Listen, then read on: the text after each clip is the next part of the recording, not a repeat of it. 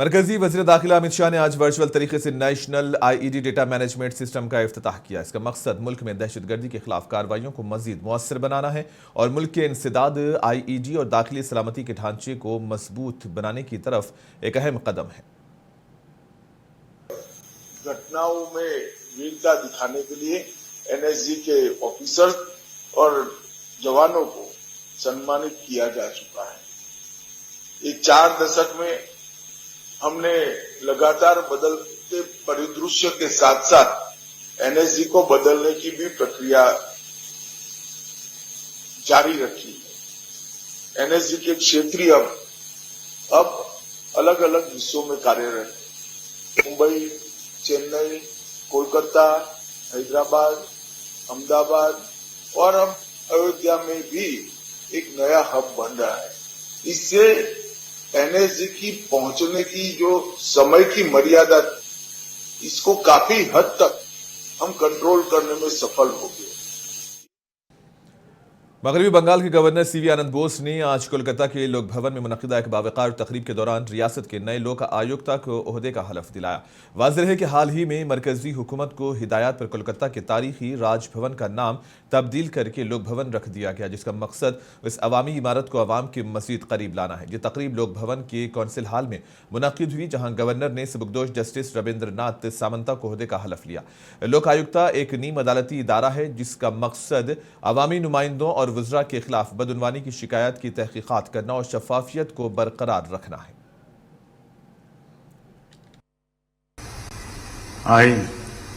I, Sri Rabindranath Samanta, having been appointed as Lokayukta, West Bengal, do swear in the name of God that I will bear true faith and allegiance to the Constitution of India as by law established, that I will uphold the sovereignty and integrity of India, that I will duly and faithfully and to the best of my ability, knowledge, judgment, perform the duties of my office without fear or favor, affection or ill will, and that I will uphold the Constitution and the laws. I, Sri Rabindranath Samanta, having been appointed मगरबी बंगाल की opposition leader Suvendu अधिकारी ने वजीर आला ममता बनर्जी को आड़े हाथों लेते हुए उन पर मरकजी एजेंसियों के काम में मुदाखलत का इल्जाम लगाया। यह बयान इन्फोर्समेंट डायरेक्टोरेट की जानिब से आईपेक के दफ्तर और इससे वाबस्ता अफराद पर की गई हालिया कार्रवाई के बाद सामने आया है। शुवेंदु अधिकारी ने मीडिया से गुफ्तगू करते हुए कहा कि जब भी मरकजी एजेंसियां बदउनवानी के खिलाफ कार्रवाई करती हैं, वजीर आला खुद जाए वक़्वा पर पहुंचकर तफ्तीश में रुकावट डालने की कोशिश करते हैं। उन्होंने ममता बनर्जी के उस रवैये को गैर आईनी करार देते हुए मुतालबा किया कि कानून को अपना काम करने दिया जाए और करप्शन में मुलविस अफराद को बचाने की कोशिश बंद की जाए। कोर्ट ही डिसीजन लेगा, उसमें कई टिप्पणी करना ठीक नहीं होगा। लेकिन पूरा बंगाल का जनता कल जिस तरीके से सेंट्रल एजेंसी का काम के ऊपर हस्तक्षेप किया, उनका सीज हुआ जो पेपर्स, डॉक्यूमेंट, इलेक्ट्रॉनिक डिवाइस, खुद chief minister, administrative chief of the state with some DGP, including DGP, some IPS officer, जिस तरीके से स्नैच किया, ये तो पूरा देश ने बहुत इसके खिलाफ बोल रहा है। बंगाल की जनता का भी यही क्वेश्चन था कल शाम से आज सुबह तक, ये ईडी क्या करेगा? ये स्वीकार कर लेगा? पिछले 2-3 इंसिडेंट में तो स्वीकार कर लिया सब, लेकिन ईडी जो आज कोर्ट में पिटीशन किया थ्रू लॉयर्स, ये जनता की मांग था। उन्होंने सीबीआई को केस ट्रांसफर करने की पिटीशन किया, एफआईआर रजिस्टर्ड करने की बात बताया, जो सीज हुआ पेपर्स और डिवाइस स्नैच हुआ है, रिकवरी का मांग किया है थ्रू सीबीआई, और साथ साथ कल इन्वेस्टिगेशन का दौरान जो लोग सीसीटीवी फुटेज, वीडियो कैमरा में आया है, सीधा हस्तक्षेप किया, गैर कानूनी काम किया, उनके खिलाफ एफआईआर हो।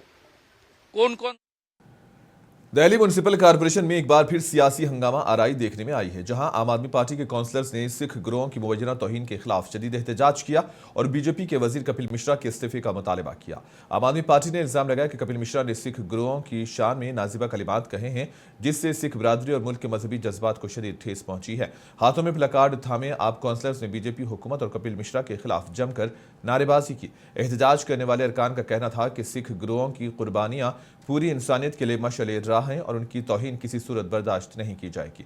मुजाहिरीन ने मुतालबा किया कि कपिल मिश्रा को उनके ओहदे से फौरी तौर पर बरतरफ किया जाए और वो इस संगीन गलती पर माफी मांगी। तो दूसरी जानिब बीजेपी ने इन इल्जामात को मुस्तरद करते हुए आम आदमी पार्टी का सियासी ड्रामा करार दिया। इस हंगामा आराई की वजह से ऐवान की कार्रवाई में तब्दील पड़ा और कार्रवाई को कुछ देर के लिए मुलतवी करना पड़ा।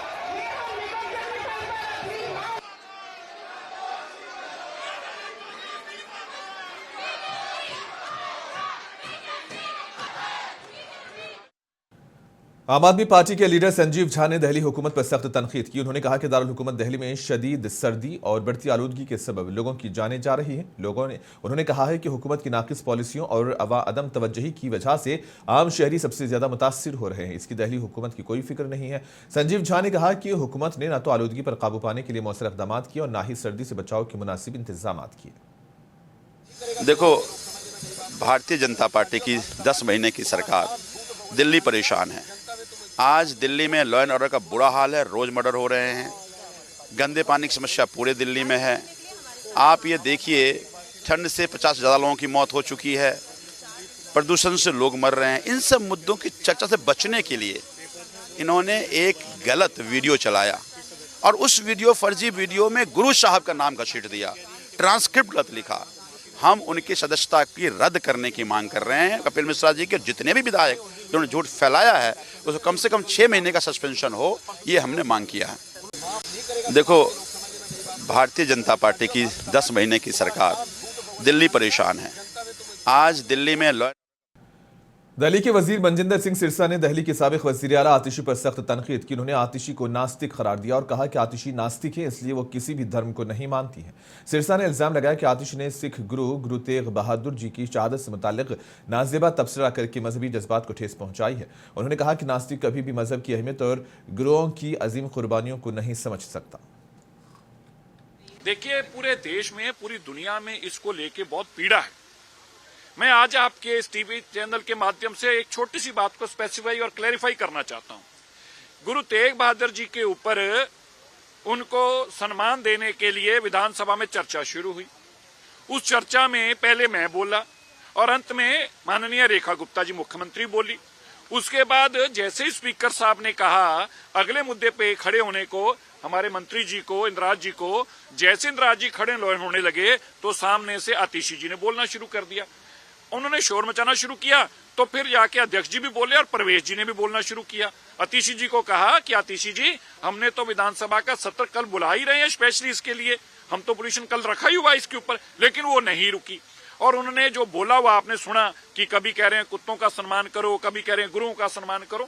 मेरा उनसे ये कहना है, इस पूरे घटनाक्रम के अंदर आप बता दीजिए शुरू से लेके अंत तक ये कुत्ते बीच में कहां से आए?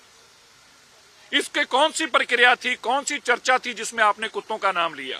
बता दीजिए। शुरू से लेकर इस कार्यक्रम में जिस क्रम को मैंने बताया है, आप वीडियो खोल के देखिए, इसी क्रम में है। और जैसे ही वो बोलती हैं ये लाइन, जैसे ही उसी पल के भी 1/4 हिस्से में मैंने खड़ा होकर, मेरी आवाज पीछे से आ रही, मैंने उसी तक खड़ा होकर कहा, आतिशी जी आप क्या बोल रही हैं गुरुओं के प्रति, आप क्या? मैंने तो उसी टाइम उनको देख लिया। ये कोई बात का आफ्टर थॉट रिएक्शन तो था नहीं, लेकिन मैं मानता हूं कि आतिशी जी नई दिल्ली के तारीखी इलाके जामा मस्जिद में आज नमाज जुमा के मौके पर सिक्योरिटी के इंतहाई सख्त इंतजाम किए गए और पुलिस की भारी नफरी तैनात की गई। दिल्ली पुलिस ने किसी भी मुमकिन एहतजाज या नाखुशगवार वाक़े को रोकने के लिए आज जामा मस्जिद और इसके गिरदोनवाह में हिफाजती इंतजाम मजीद सख्त कर दिए थे।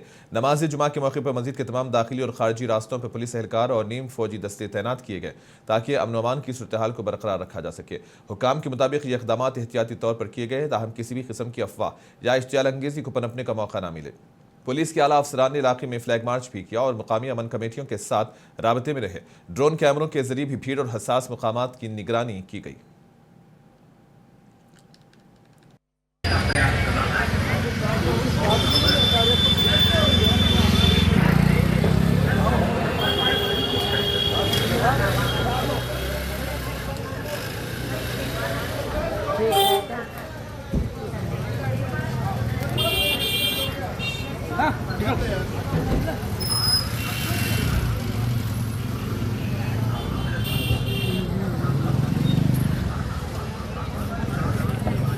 आगे चलो रे, आगे डालो तुम्हारी।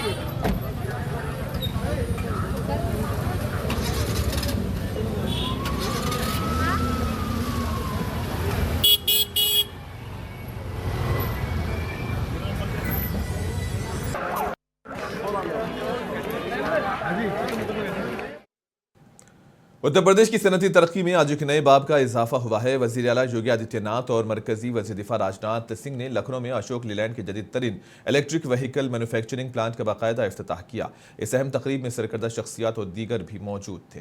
यह नया प्लांट लखनऊ के सरोजनी नगर में उसी मुकाम पर तामीर किया गया जहां कभी स्कूटर्स इंडिया की फैक्ट्री वाक़ई थी। अब इसे जदीद तरीन टेक्नोलॉजी के मरकज में तब्दील कर दिया गया।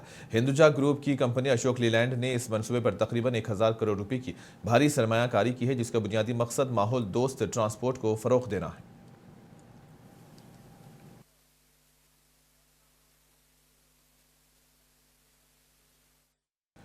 बिहार के वजीर ट्रांसपोर्ट श्रवण कुमार ने दिल्ली की एक अदालत की जानिब से लैंड फॉर जॉब स्कैम मामले में राष्ट्रीय जनता दल के सरबराह लालू प्रसाद यादव और दीगर मुलजिमान के खिलाफ इल्जामात तय किए जाने पर रद्द-ए-अमल का इजहार किया। श्रवण कुमार ने कहा कि यह मामला अदालत में ज़ेर समाअत है और उन्हें अदालती निज़ाम पर पूरा भरोसा है। मीडिया से गुफ्तगू करते हुए श्रवण कुमार ने कहा कि मुल्क में कानून सबके लिए बराबर है और अदालत जो भी फैसला करेगी वो काबिल कबूल होगा। और इसी दौरान श्रवण कुमार ने मरकजी वज़ीर सड़क नकलो हमल नितिन गडकरी से भी हुई मुलाकात पर अपने ख्यालात पेश किए। देखिए, कानून अपने हिसाब से काम करता है और कानून में कोई हस्तक्षेप, राजनीति हस्तक्षेप नहीं करना चाहिए और कानून का हम सम्मान करते हैं। माननीय न्यायालय में जो फैसला है उसको सब कुछ सम्मान करना चाहिए और जो गलत काम करते हैं कि उनको तो उसका परिणाम गलत ही होता है। देखिए, कानून अपने हिसाब से काम करता है और कानून में कोई हस्तक्षेप। आसाम के वजीर आला हेमंत बिस्वा शर्मा ने ग्रेड 4 के 4374 उम्मीदवारों में तकर्रुनामे तकसीम किए। इस मौके पर वजीर आला ने कहा कि नौजवानों को रोजगार फराहम करने के अपने वादे पर कायम है। उन्होंने कहा कि ये तकर्रुरियां मेरिट की बुनियाद पर की गई हैं, इससे हजारों खानदानों को फायदा पहुंचेगा। वजीर आला ने नवमुंतखबा उम्मीदवारों को मुबारकबाद भी दी है।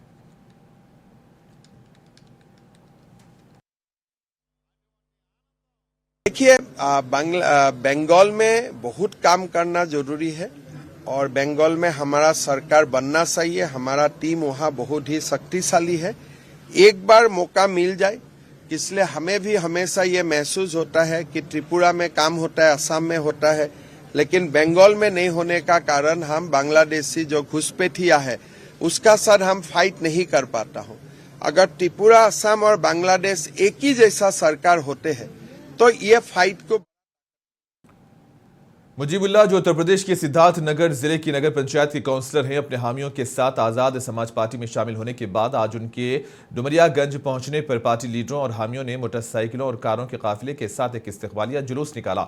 जुलूस का रास्ता तकरीबन 12 किलोमीटर पर मुहित था। जुलूस का इख्तिताम डुमरियागंज परिवर्तन चौक में डॉक्टर भीमराव अंबेडकर के मुजस्समे पर फूल चढ़ाने के साथ हुआ। इस जुलूस के जरिए मुजीब ने इख्तिदार की गलियारों में अपना असर और रसूख कायम कर लिया है। ये बहस जोरों पर है कि आया मुजीब नगर पंचायत सदर का इंतखाब लड़ेंगे या नहीं। इस पर अभी तक कोई बाज़ाब्ता ऐलान नहीं हुआ है।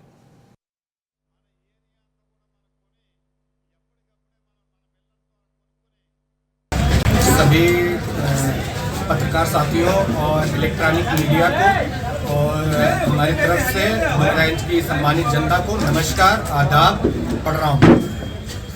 मैं आजाद समाज पार्टी अपने राष्ट्रीय अध्यक्ष माननीय चंद्रशेखर आजाद जी की नीतियों को देखते हुए जो सड़क से लेकर संसद तक हर गरीब वर्ग, हर धर्म की आवाज़ उठाते हैं, उनकी नीतियों को देखते हुए इस पार्टी को मैं और अपने करीब 30-35 साथियों के साथ ये पार्टी ज्वाइन की है। आगे आपका कदम क्या होगा? पार्टी का जो निर्देश होगा उस हिसाब से हम लोग काम करेंगे और पार्टी को आगे बढ़ाएंगे और हमारे राष्ट्रीय अध्यक्ष का जो वो रहेगा उसका हम पालन करेंगे। नगर पंचायत चुनाव लड़ेंगे?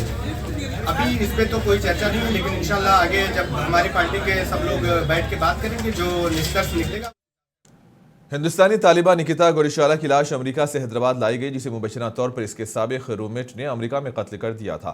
अहले खाना की दरख्वास्त और हुकूमत के ताउन के जरिए लाश वतन को वापस लाने के इंतजाम किए गए। एयरपोर्ट पर लवाहिकीन और करीबी रिश्तेदारों की मौजूदगी में फिजा सोगवार रही।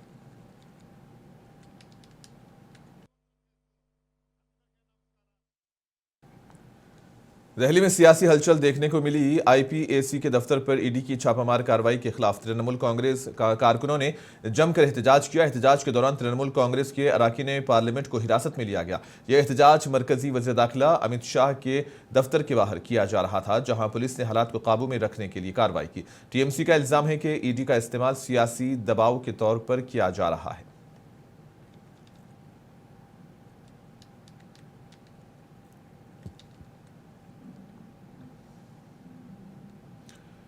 इसी दौरान तृणमूल कांग्रेस के अरकान पार्लियामेंट महुआ मोइत्रा और डेरिक ओब्रायन समेत दीगर रहनुमाओं को पुलिस ने हिरासत में ले लिया। यह एहतजाज मरकजी वज़ीर दाखिला अमित शाह की रिहाइशगाह के बाहर किया जा रहा था। टीएमसी का इल्जाम है कि मरकजी जांच एजेंसियों का इस्तेमाल सियासी दबाव के लिए किया जा रहा है, जबकि पुलिस का कहना है कि कानून और नज़्म बरकरार रखने के लिए कार्रवाई की गई है।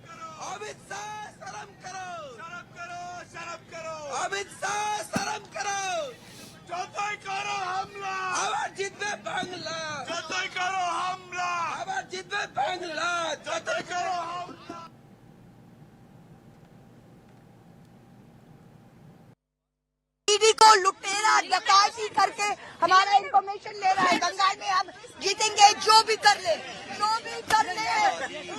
तो हम हरा के रखेंगे। ये नहीं है हम लोग look at this.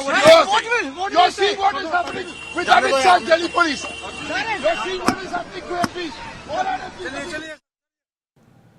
Enforcement directorate की जानिब से आईपीएसी से मुतालिक छापे के बाद सियासी बयानात तेज हो गए हैं। तृणमूल कांग्रेस के रुकने पार्लियामेंट कीर्ति आजाद ने बीजेपी पर सख्त हमला करते हुए कहा है कि बीजेपी मगरबी बंगाल में कभी जीत नहीं सकती। कीर्ति आजाद का कहना है कि ममता बनर्जी एक बार फिर बंगाल की वजीर आला बनेंगी और मुस्तकबिल में वो मुल्क की वजीर आजम भी होंगी। उन्होंने इल्जाम लगाया कि मरकजी एजेंसियां सियासी दबाव के तहत कार्रवाइयां कर रही हैं, ताहम तृणमूल कांग्रेस इससे खौफजदा नहीं होगी। अलोकतांत्रिक तरीके से प्रयास कर रही है बीजेपी। इन लोगों ने रेड किया है जो अलोकतांत्रिक है। कोयला घोटाले की बात करते हैं। पिछले 11 साल से जितने टेंडर हुए हैं कोल मिनिस्ट्री ने किए हैं। इन लोगों ने अपने लोगों को मैनेज करके टेंडर कराया है। वहां पर ये लोग लूट मचाते हैं और उल्टा चोर कोतवाल को डांटे वाली बात बनती है।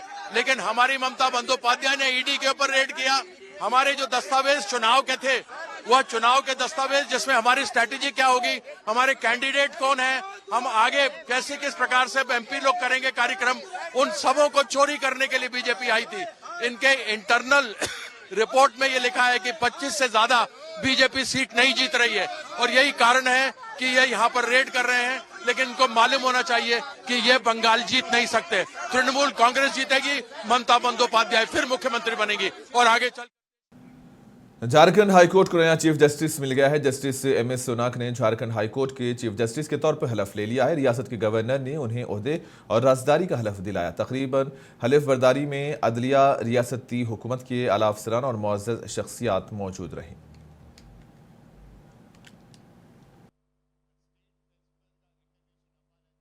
I, Mahesh Sharashchandra Sonak, have been appointed Chief Justice of the Jharkhand High Court at Ranchi. having been appointed Chief Justice of the Jharkhand High Court at Ranchi, do solemnly affirm that I will bear true faith and allegiance to the Constitution of India as by law established. that I will bear true faith and allegiance to the Constitution of India as by law established. That I will uphold the sovereignty and integrity of India. That I will uphold the sovereignty and integrity of India. That I will duly and faithfully and do the best of my ability, knowledge and judgment. that I will duly and faithfully and to the best of my ability, knowledge and judgment perform the duty. मुल्क की बदलती हुई सियासत पर महाराष्ट्र के नायब वजीर आला अजित पवार का बड़ा बयान सामने आया है। अजित पवार ने कहा कि आज की सियासत में तमाम पार्टियां उम्मीदवारों के पस मंजर की बजाय उनकी इंतखाबी काबिलियत और जीतने की सलाहियत को तरजीह देती हैं। उन्होंने कहा कि सर्वे और डेटा पर मबनी तरीक़ेकार अब सियासत में एक नया रुझान बन चुका है, जिसके जरिए उम्मीदवारों का इंतखाब किया जा रहा है। अजित पवार के मुताबिक सियासी मंजरनामा तेजी से बदल रहा है और पार्टियां जमीनी हकीकतों को देखकर फैसले कर रही हैं। पहले जो बुजुर्ग नेता थे, समझो यशवंतराव चौहान साहब जी ने बहुत अच्छी तरह से पॉलिटिक्स किया और उनका काम करने का तरीका इतना अच्छा था, वो सभी सेक्टर के लोगों को साथ लेके जाते थे और अपोजिशन होते हुए भी उनको भी रिस्पेक्ट देते थे और रूलिंग पार्टी वालों को भी साथ लेके जाते थे। आप दोनों समझो अपोजिशन के एमएलए हो तो आपका भी जो जिस एरिया के विधायक हो तो उनको भी फंड्स देते थे। अभी जैसे जैसे दिन गए, किसी ने शुरुआत की तो शुरुआत आपने की, इसीलिए मैं वापस आने के बाद मैंने आपके ऊपर आपने शुरुआत की तो मैं भी वैसा काम करूंगा। ऐसा करके वो उसमें ज्यादा अंतर बढ़ गया, रिवेंज पॉलिटिक्स हो गई। ये कर्नाटक के टिमकुरू जिले में एक दर्दनाक सड़क हादसा पेश आया, जहां नेशनल हाईवे 48 पर अय्यप्पा के दर्शन से वापस लौट रहे अकीदतमंदों की गाड़ी एक खड़े ट्रक से टकरा गई। इस हादसे में 4 अय्यप्पा अकीदतमंद हलाक जबकि 6 जख्मी हुए। हादसा सुबह तकरीबन 5 बजे बेलावी क्रॉस के करीब पेश आया, जब 11 अकीदतमंदों को ले जाने वाली गाड़ी बेकाबू होकर हादसे का शिकार हो गई।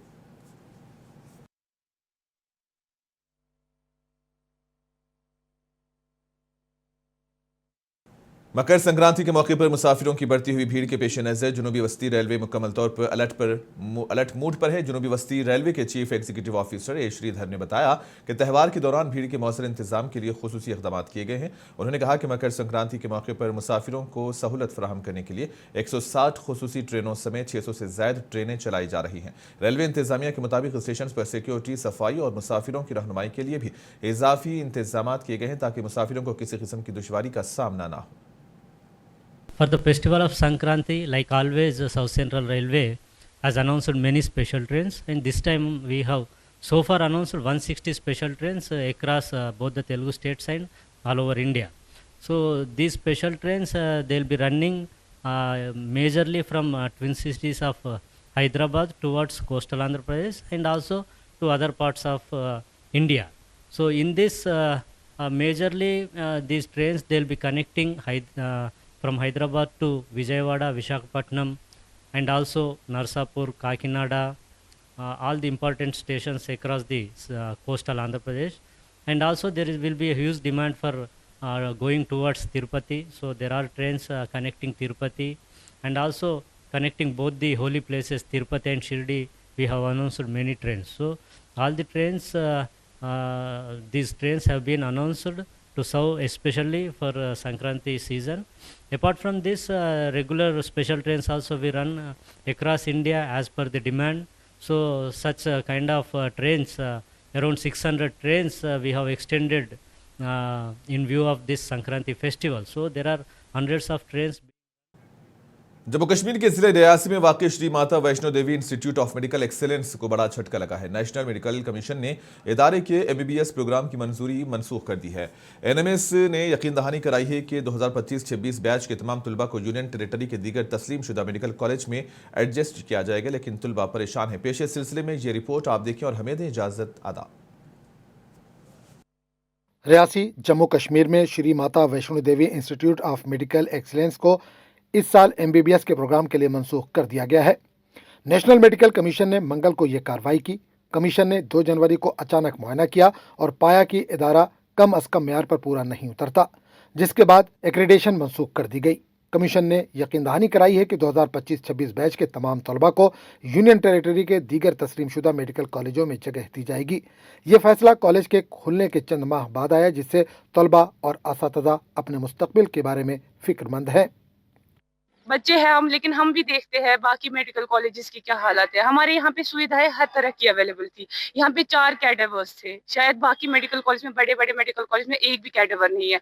हर बच्चे को मौका मिलता था उस कैडेवर पे डाइसेक्शन करने का, हर बच्चे को लाइब्रेरी में एक अच्छे से एनवायरनमेंट मिलता था और बिल्कुल स्पेस की भी कोई कमी नहीं होती, किसी इक्विपमेंट की कोई कमी नहीं होती थी। क्लासरूम्स हमारे कभी भी वो भरे हुए नहीं होते थे, हर बच्चे पे ध्यान जाता था और हर तरह की सुविधा यहाँ पे थी, अवेलेबल थी। और अगर हम यहाँ की कॉलेज की फैसिलिटीज़ की बात करें, वो आउटस्टैंडिंग थी, उसमें फिनोमिनल थी, उसमें कोई भी हम सवाल नहीं उठा सकते। और बात रही हमें फुल सपोर्ट मिलता था यहाँ के लैब टेक्नीशियन से, चाहे हम प्रैक्टिकल्स करें या कोई भी चीज़ में हमारे HODs से हमें फुल सपोर्ट मिलता था। इनफैक्ट हमें वो हमारे पास आते थे, बोलते थे कि अगर आपको कोई पर्सनल प्रॉब्लम फेस हो रही है, स्टडीज़ के मैटर में प्रॉब्लम फेस हो रही है, हमसे डिस्कस कर सकते थे। कॉलेज ये सस्पेंड हुआ है, रद्द हुआ है, बहुत अनफॉर्चुनेट है। यहाँ पे जो हमें फैसिलिटीज मिल रही थी, शायद ही हमें अब जब अगर हमें शिफ्ट करेंगे कहीं वहां पे मिलेंगी, शायद ही। हमें कुछ आइडिया ही नहीं हमारे साथ क्या होगा, हमें कहाँ शिफ्ट करेंगे, कोई आइडिया नहीं है। हमें कुछ बताया नहीं गया है कि हमें किस कॉलेज में, किस हिसाब से, किस बेसिस पे हमें शिफ्ट किया जाएगा। संघर्ष समिति इस इदारे के खिलाफ हफ्तों से एहतजाज कर रही थी। इसके बाद ये कदम उठाया गया। संघर्ष समिति कश्मीर के 42 मुस्लिम तलबा, 7 हिंदू तलबा और 1 सिख तालिब इल्म के मौजूद बैच के दाखिलों को मनसूख करने का मुतालबा कर रही थी।